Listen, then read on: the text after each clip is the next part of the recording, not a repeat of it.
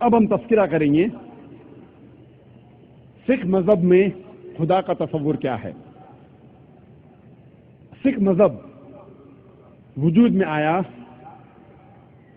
15ویں صدی کے آخری میں، اور اس کے بانی تھے گرو نانک صاحب.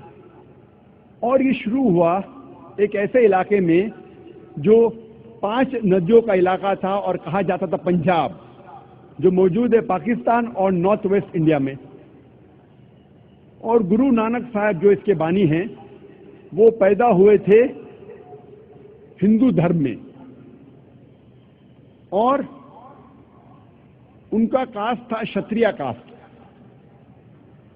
جسے کہتے ہیں واریر کاسٹ. اور گرو نانک کافی متاثر تھے مسلمانوں سے. یہ سکھ مذہب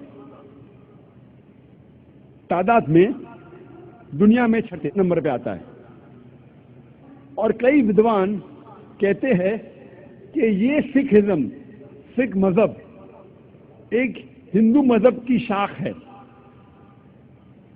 اور سکھزم، سکھ مذہب آتا ہے لفظ سسیا سے، جس کے معنی ہے اسٹوڈنٹ، فالوور، ڈسائپل، جس کے معنی ہے طالب، جس کے معنی ہے ماننے والا. اور یہ سکھ مذہب 10 گروؤں کا مذہب ہے. سب سے پہلے گرو جو بانی ہے گرو نانک صاحب، اور 10ویں گرو ہے گرو گوبند صاحب. اور اس مذہب کی کتاب کو کہتے ہیں ادی گرنتھ یا گرو گرنتھ صاحب. سکھ مذہب 5 ق کی بنیاد پہ ہے. سب سے پہلا ق ہے کیش، انکٹ ہیئر، بال نہیں کاٹنا چاہیے. دوسرا ق ہے کنگا، یعنی کنگی، جس سے بال صاف کیا جا سکتا ہے. تیسرا ق ہے کڑا، میٹل بریسلٹ، میٹل کا کڑا. چوتھا ق ہے کرپان، ڈیگر، چاقو، جو اپنی حفاظت کی رکھنا چاہیے. اور 5واں ق ہے کچا، جسے کہتے لانگ انڈر ڈرا. یہ 5 ق ہر سکھ کو اس کا پالن کرنا چاہیے.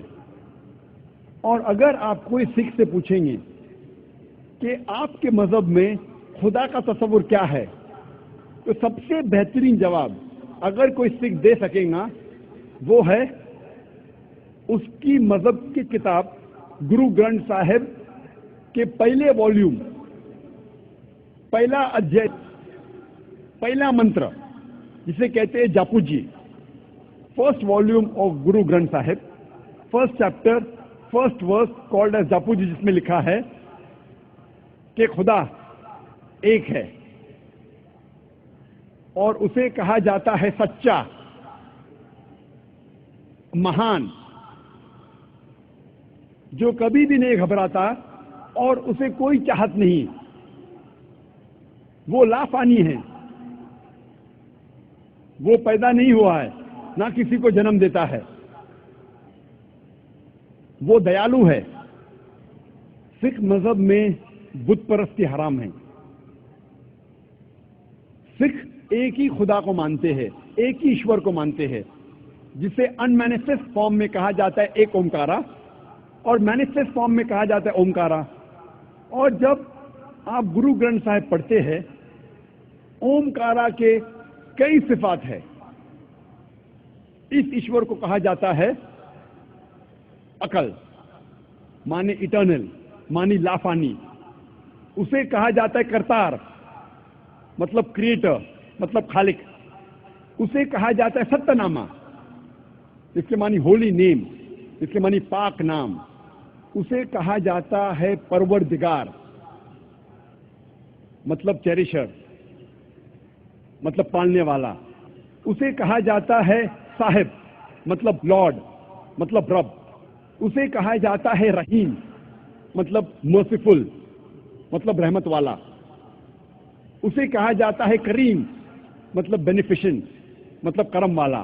اسے کہا جاتا ہے واحد گرو، ون ٹرو لارڈ، ایک ईश्वर, एक सच्चा ईश्वर, एक सच्चा खुदा।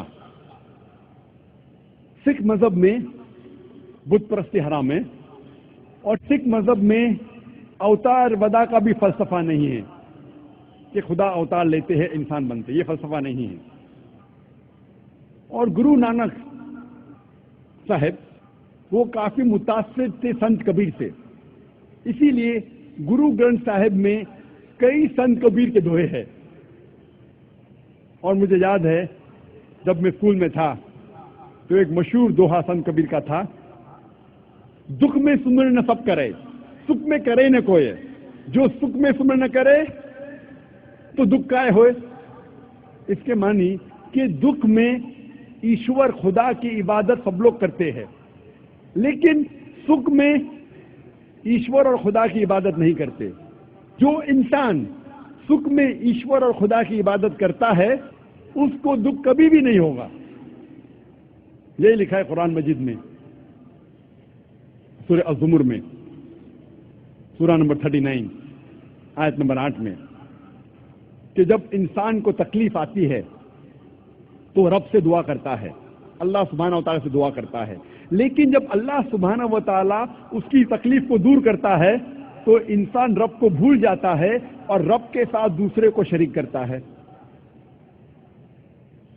जब हम सिख मजहब की किताबों का मुताला करते हैं तो हमें पता चलता है कि सिख मजहब में भी लिखा है कि खुदा एक है, ईश्वर एक है और सिर्फ उसकी इबादत करना चाहिए, और उस ईश्वर की, उस खुदा की कोई मूर्ति नहीं, कोई बुत नहीं, और सिर्फ उस ईश्वर की इबादत करना चाहिए।